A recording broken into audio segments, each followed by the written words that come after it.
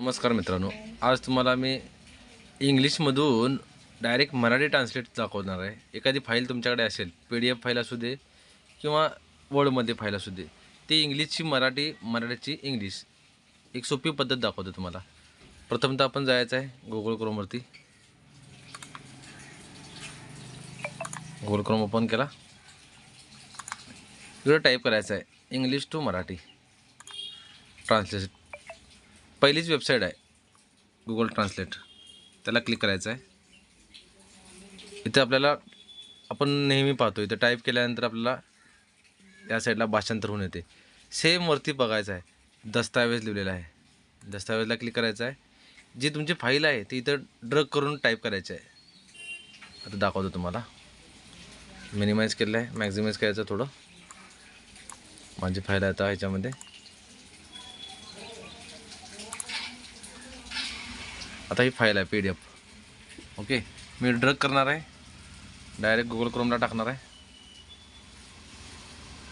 इथं सोडणार आहे. फाईल सोडली.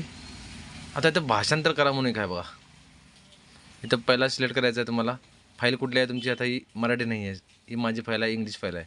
इथं इंग्लिशला क्लिक करायचं आहे, इथं आपोआप मराठी येते. हिंदी पाहिजे तर हिंदी भाषा घेतात आहे, अजून कुठला पाहिजे त्या भाषामध्ये करता येते. भाषांतरला जायचं आहे.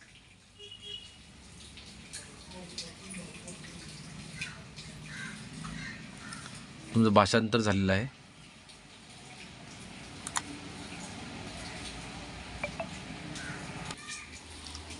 भाषांतरला क्लिक केल्यानंतर तुम्हाला इथे फाईल डाउनलोड म्हणून आलेलं आहे. भाषांतर डाउनलोड करा.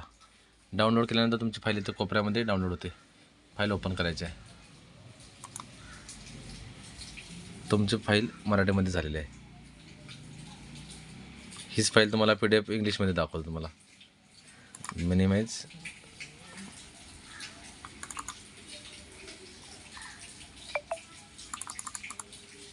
हे सर्टिफिकेट आहे, ते भाषांतर केल्यानंतर तुम्हाला डायरेक्ट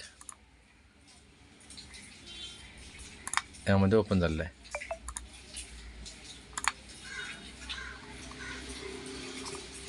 हाय ना, मस्त. लाईक करा.